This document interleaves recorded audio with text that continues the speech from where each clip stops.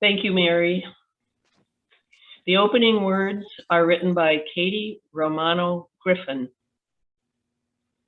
Come, let us enter this space of hope and community. Come, let us enter this space with our sorrows, our joys, our passion and compassion.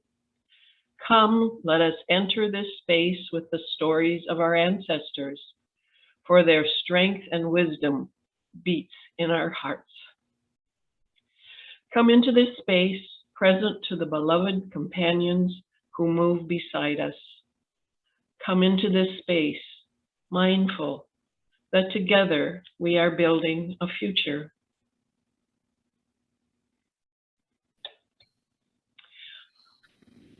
I will light a chalice here in my home, and you are welcome to light one in your home. Our church worship associate will also light the chalice at church.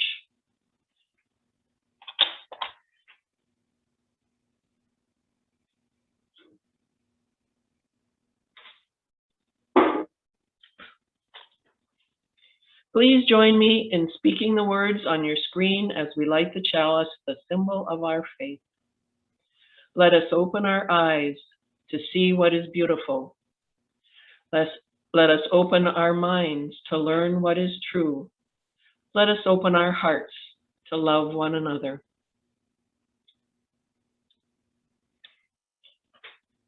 Our opening hymn, sung by the UUFN choir, is "This We Know," from the words of Chief Seattle in a letter written in 1854.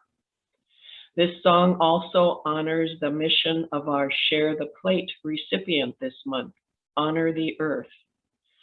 For those of you in the church building, please hum only. On Zoom, you are welcome to sing with the choir, or everyone is free to listen as the choir sings. Yes, we know the earth does not belong to us. We belong to the earth. Yes, we know all things are God.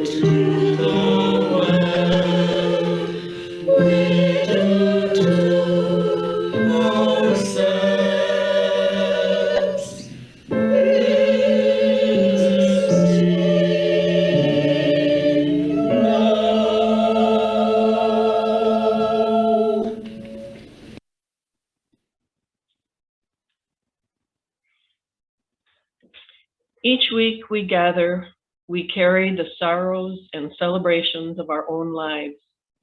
If you have a joy or sorrow you would like to share with the group, you can type it into the chat box and I will read it aloud for all those listening. For those who submitted your joy or sorrow through our Google form, they will be added to the chat box to be read aloud as well. I will begin by lighting a candle in honor of all the simple joys that are sustaining us. I will light another candle in honor of the sorrows and hardships we might be carrying. Our Church Worship Association at the building will light candles for the joys and sorrows in the sanctuary as we read.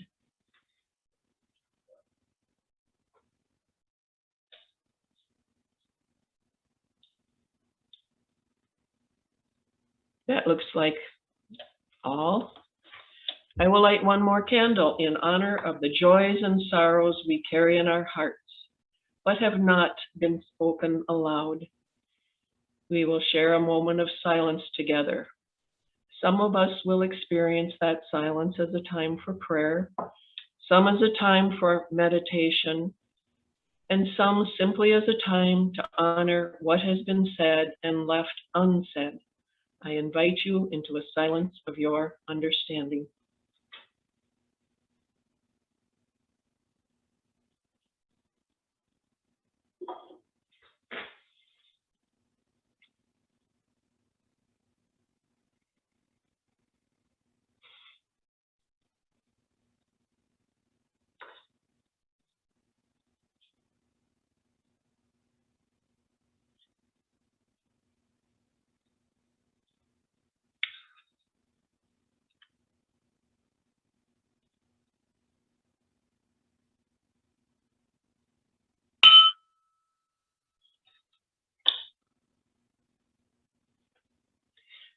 The reading today is a poem by Gwen Westerman, our newly named Poet Laureate from Minnesota. She is Dakota. It's linear process. Our elders say the universe is a circle. Everything returns to its beginnings. But where do we go from here? Where are our beginnings? Our parents were stripped of their parents' names, tongues, prayers, lined up for their meals, clothes, classes, tests. When it was our turn to come into this world, they did not know what family meant anymore. They did not know. Yet even from here, we can see that the straightest line on a map is a circle.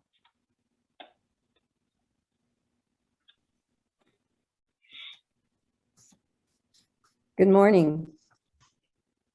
I'm very happy to introduce our speaker, Louise Matson. Louise is the Executive Director of the Division of Indian Works located in South Minneapolis, and we have supported them this year in our Share the Plate program. She has a lot to share with us, so please welcome Louise Matson.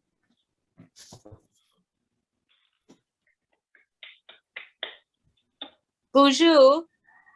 Gizi Bayashik Indigenakaz, Makwan Dudem, Gawa Babakinikag in Dunjaba. My name is Louise Matson. My Anishinaabe name is Gizi Bayashik, and I'm Bear Clan from the White Earth Reservation. I'm also urban Indian through and through. I was born, raised, and still live in South Minneapolis. And I have a native parent and a non-native parent. So I'm very typical for a lot of urban native folks, being multiracial, multi-tribal. And I'll touch on that a little bit on my discussion. I'm very, very grateful to be here today. And I'm actually coming in from Wisconsin, which is, I'm on some St. Croix band land. So I want to acknowledge that. But in Minnesota, we are on Dakota homeland, which we need to acknowledge, especially as a visitor, as a Anishinaabe person who came much later, my tribal nation. It's important to note that Minnesota is on Dakota, their Garden of Eden, their birthplace. So I'm very grateful to be here. I'm going to talk a little bit about natives in Minnesota and also urban areas, and then just talk about the ways that we can move forward together as Native and non-Native people, and in a positive way, in an asset-based way. I do want folks to know that we do have a lot of challenges in Indian country, but we have a thriving and vibrant community in Minneapolis, in the Twin Cities area. And there's a lot of opportunity for communities to be together and learn from each other. So I just want to put up, I have a map that I'm just going to ask to be briefly shown here. Have a little visual, and I can ask that it is shared out to your group via emails. It's hard to read, but if you look at it visually, you'll kind of get an idea of what I'm talking about with Indian people in Minnesota. So if you look kind of at the top of Minnesota, all the green reservations, they're Anishinaabe. And if you look at the bottom, those are Dakota communities. And you can see there are 4 Dakota communities. There are 7 Anishinaabe communities. So this map will be sent to you so you can look at it in more detail. And there's some good information on the side. It's a map that was created by the University of Minnesota years ago. So you can take the map down now. I know it's a little hard to read. So just a point of clarification around language terms, because I know that confuses people a lot of times when we do work with Minneapolis public school teachers in the community.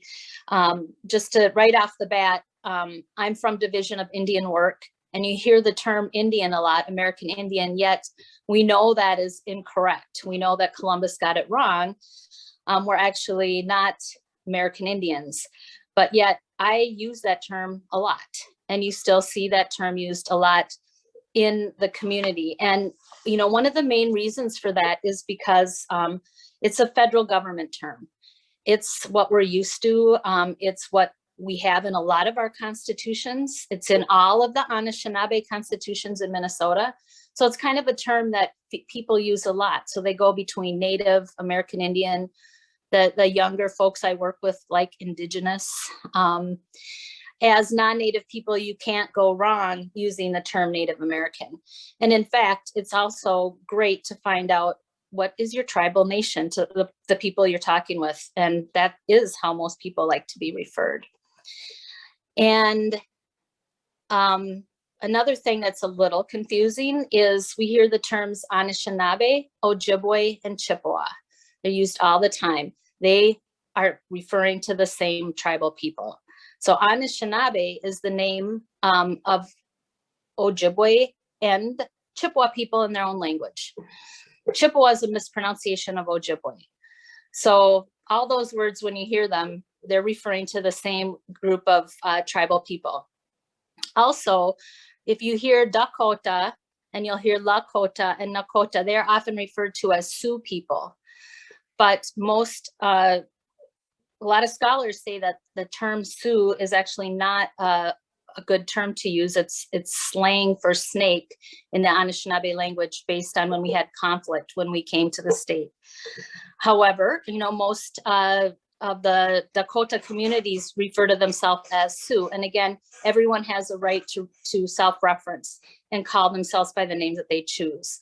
So I think the takeaway is just follow the lead of the Native person you're speaking to and how they identify and what terminology they're using. There's a lot of examples of that in our history. If you look at the Navajo Nation, they are actually, in their language, they're Dene. The Ho-Chunk Nation for a while were called Winnebagos. So we have a long history of being called names that we wouldn't use in our own language. But a lot of that is changing as we work on language revitalization. So when we look at our Native population in Minnesota, and I pointed out on the map that we have a lot of 7 Anishinaabe reservations in northern Minnesota. So that's my tribal nation. So we migrated here from the East Coast all into Canada and into northern Minnesota. and we came here for resources. We also came here for the plant that grows on the water. So that's monomen or wild rice. So that's why you see a lot of the tribes are in it for the against the mining, where the wild rice is sacred to us. It's precious. And I think that the song, the choir song that you chose was so fitting, you know, that web of life, you know, we're just a strand in it. And as we impact that one part of the web, so goes everybody else. So when we increase the sulfides in our water level, we're going to hurt that wild rice. We're going to hurt the fish. We're going to hurt the four-leggeds. And finally to us, the two-leggeds. You know, we are all connected. And so that's the big reason why we have so many Anishinaabe people here in Minnesota, is we came here for that plant. And a lot of people kind of stopped on that migration journey along the way. So they're in the Algonquin language family, so we can communicate with each other.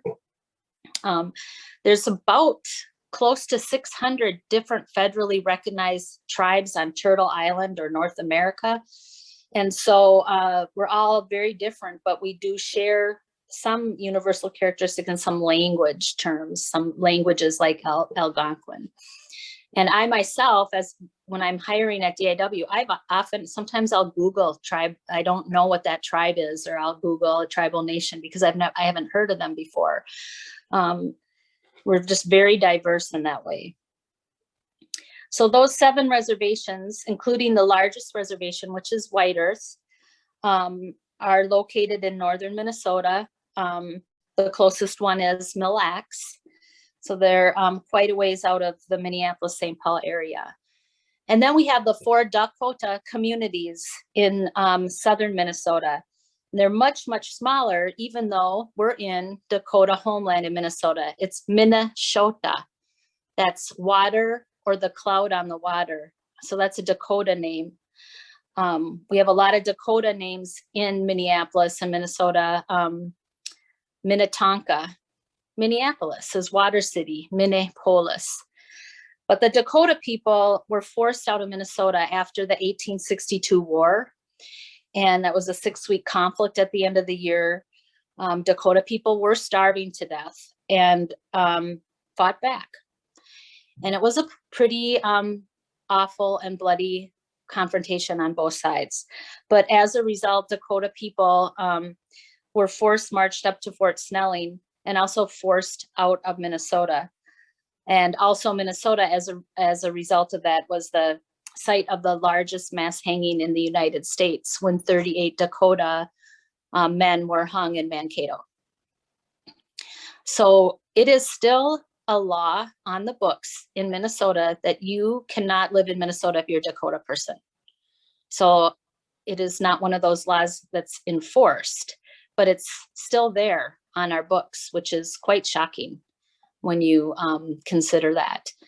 But they're coming back. They have been coming back, and they've reestablished their territory in the southern part of the state, and are growing. So we're grateful for that. There are a lot of Dakota people in North and South Dakota, in Montana, and in Canada after they were driven out of the state. So those are the main communities in Minnesota. But I work in the urban area. We're very diverse. So we have, I know Minneapolis Public Schools did a survey, and there were 60 different tribal nations represented. So my agency, Division of Indian Work, was started in 1952 to address, at that time, the government policy, which was relocate Indian people off of reservations into urban areas. So I had a lot of relatives leave their urban areas and come to Minneapolis. A lot of people did. Minneapolis, Denver, Los Angeles, Chicago. It was just one of many policies the government had to solve the Indian problem. And this was just one of them. And so my agency started in 1952, actually by a group of church leaders, to address actually food shelf needs, basic needs for Indian people. And here we are 70 years later, were run by Indian people now. So lots has changed since then, but so that's the beauty and the challenge in Minneapolis is there's a lot of revitalization, a lot of exciting things going on. But it's hard to address that sometimes when you have so many different people and different nations represented. Like, how do you meet the spiritual needs of, your Ho-Chunk relatives in your program, or your Seneca Nation folks at DIW, 3 of them, they're from New York, they're quite a ways from home. So that's a challenge, but it is the beauty of Minneapolis. And I love being part of the community there, and a lot of good things are happening. So I do say and want people to know that it's important to support the work that's happening in Indian country.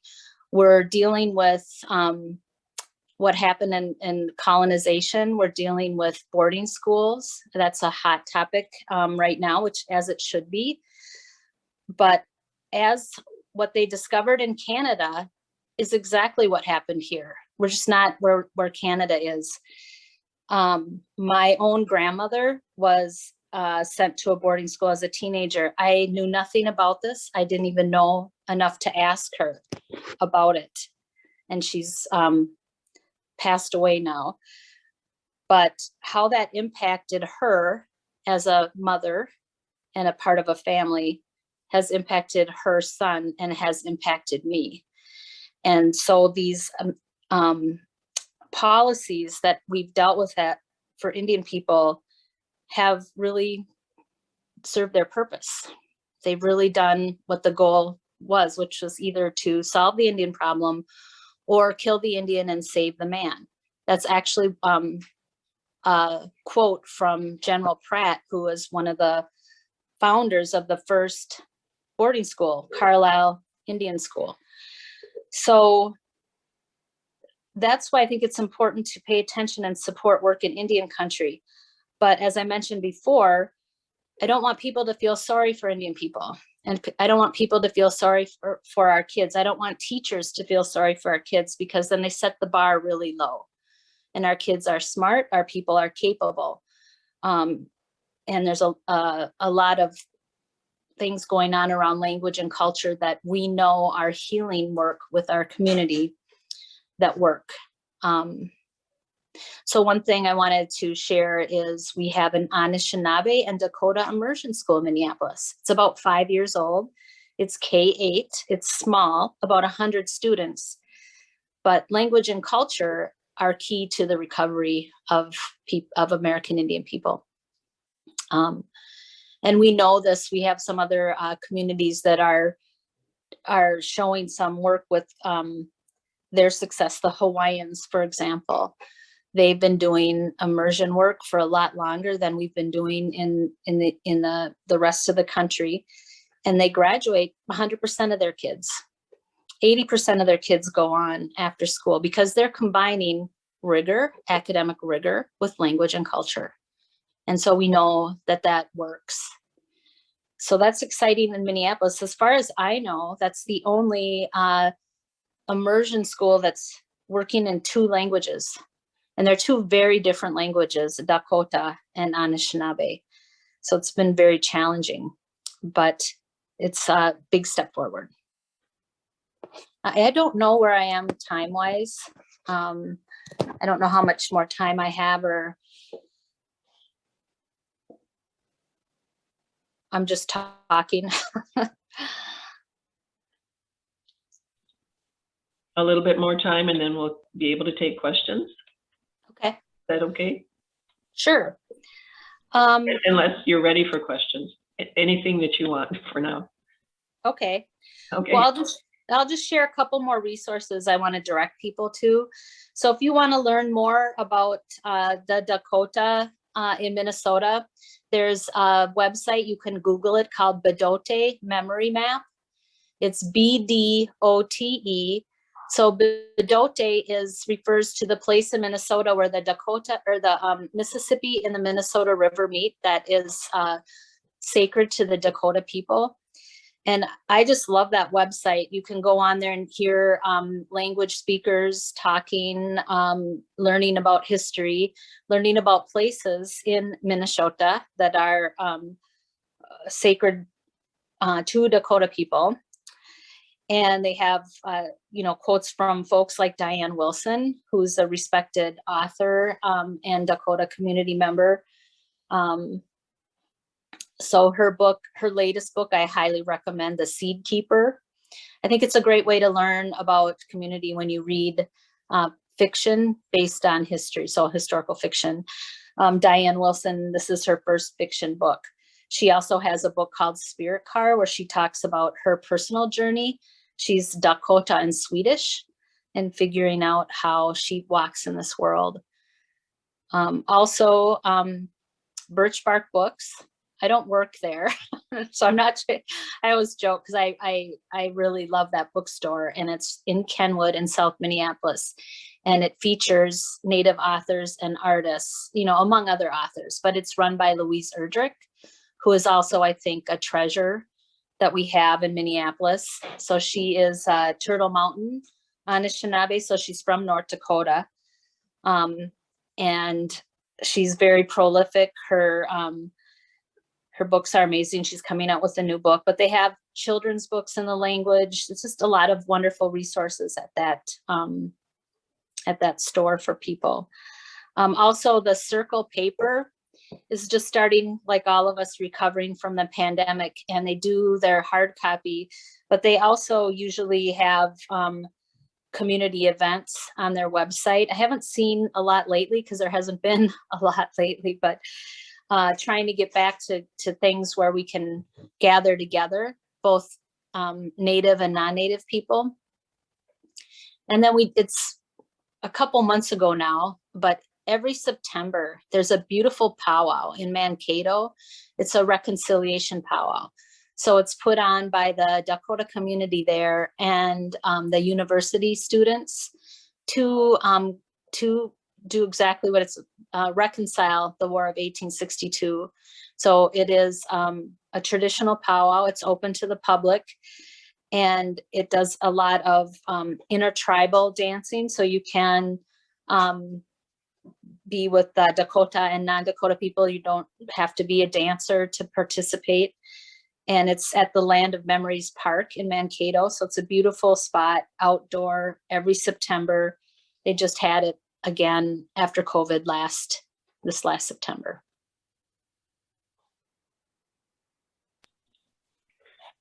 There was a drum song mentioned. Is that something you're ready for? Before Yeah. questions? Yeah, so I sing with a group of women called the Asiganak Singers. That's a red-winged blackbird, and we just gather for fun, and we hand drum sing. And so I'm going to sing a song that's very simple. It's "Thank You, Grandmother" in Anishinaabe, so Miigwech Nokomis, and it's basically. I selected it as a song today because I'm grateful to be here. I'm grateful that we can start gathering together as people. It's great to have technology to still meet, but we all know it's better if we can be together, and we're moving that way.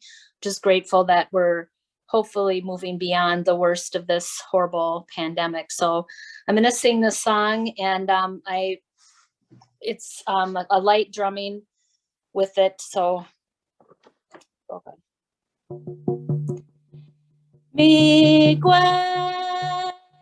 no comes, Miigwech no comes, weha, weha, yaho, weha, weha, yaho. Miigwech no comes, Miigwech no comes, weha, weha, yaho, weha,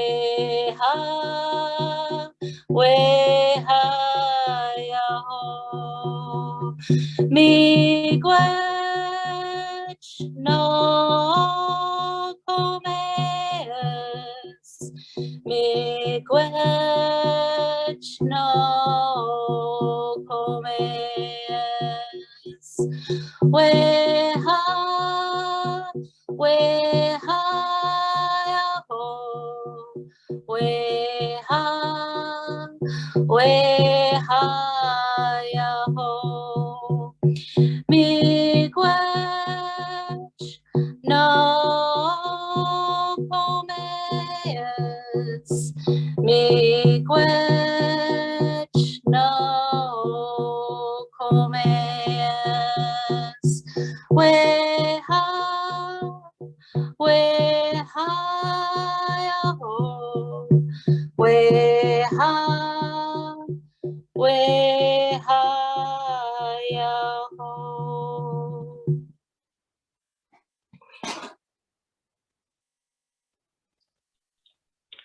Thank you so much, Louise. It's such a beautiful drum song. And I appreciate you included so much really good information about the state of Minnesota and the tribes and the history. Thank you. Thank you. We do have a little bit of time for a few questions now. And Louise has agreed to stay with us after the service in our breakout conversations for more questions. So please type your name into the chat if you'd like to ask a question, and I'll call your name and you can unmute and ask your question.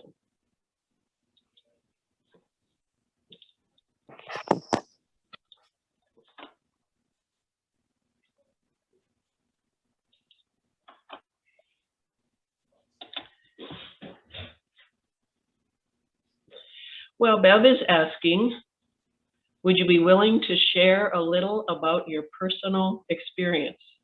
I'm sorry, I was supposed to call on Bev. Go ahead, Bev.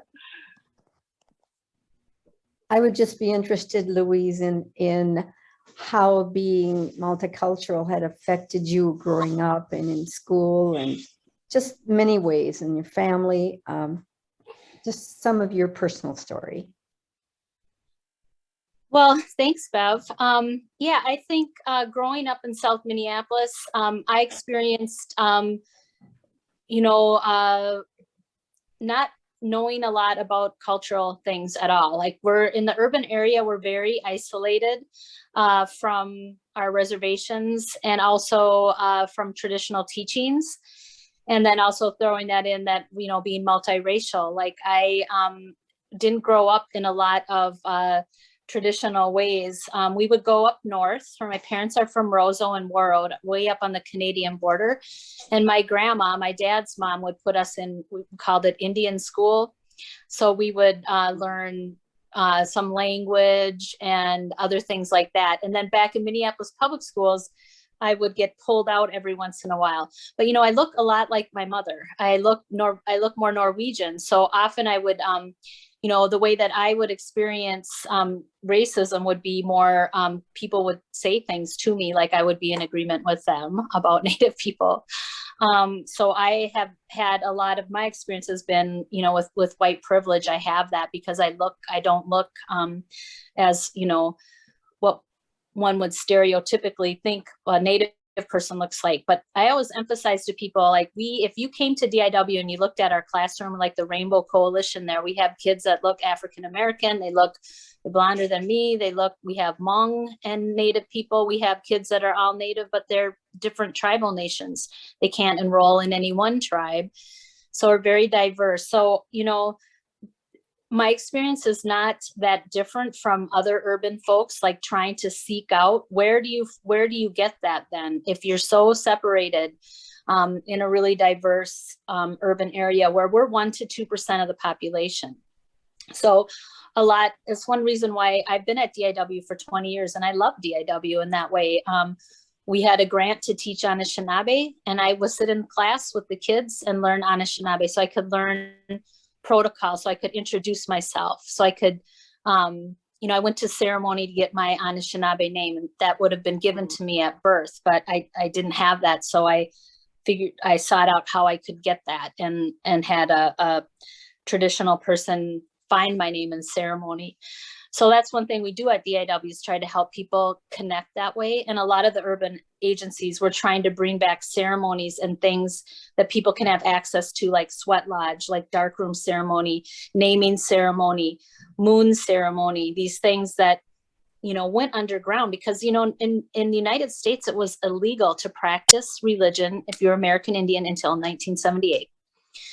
So I know it's shocking. And so that just went underground. It's always been happening, but it went underground. So that's what a lot of people are seeking. And that's what I was seeking as well. You know, there's a Dakota social worker named Martin Brokenleg, and he said, in America, we do a terrible job teaching about culture because we are taught to be American. And America, that's what, and what is American? You got to speak English. That's how you get ahead. And so a lot of folks stepped away from their culture. Indian people had it beaten out of us and punished for doing it. But a lot of folks, you know, my Norwegian relatives stopped speaking Norwegian to their kids. But his point was that we don't exist like that in a vacuum. Folks want to know where they fit in, where they belong, and they're going to look for it and they're going to find it, maybe for good or for bad. So I've heard that kind of a lot when people talk about gang members, like people joining a gang, they're seeking a place of belonging.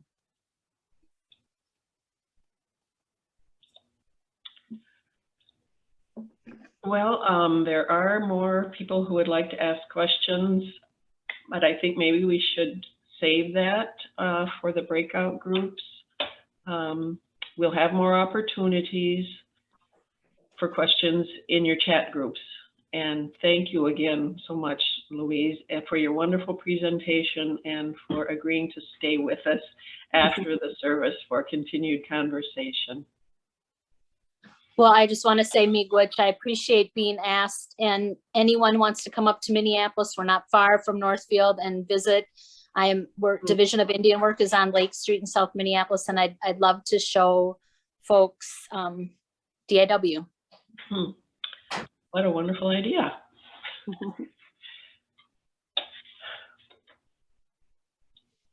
We turn our attention now to the wider world as we take our offertory. Half of the money donated today will go to Honor the Earth. Honor the Earth uses indigenous wisdom, music, art, and the media to raise awareness and support for indigenous environmental issues. They leverage this awareness and support to develop the financial and political capital for indigenous struggles for the land and life. For more information on this organization, go to honorearth.org. You may contribute anytime online by going to our website, uunorthfield.org, clicking on the yellow donate button at the right-hand column, and then selecting Share the Plate. Or you can mail a check made payable to UUFN with offering basket written on the memo line, sent to UUFN P.O. Box 363, Northfield, Minnesota 55057. Separate checks marked UUFN Pledge are also welcome. If you are at our church building, please put cash or a check, again made out to UUFN with offering basket, in the menu line, in the basket on the welcome table after the service. As always, thank you for giving as you are able.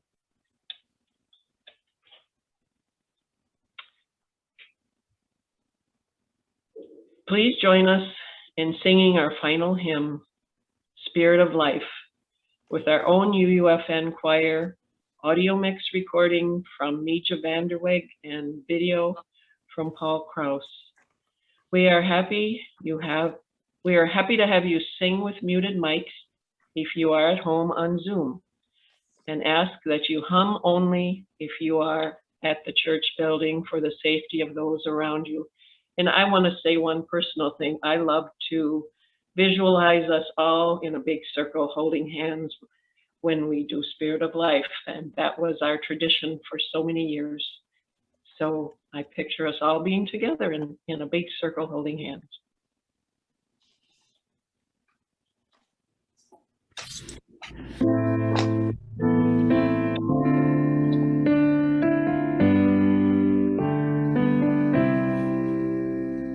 Spirit of light, unto me, sing in my heart, spirits of compassion, blow in the wind, rise in the sea, in the like the shape of justice, roots holy wings that they bring, Spirit of life, me, come to me.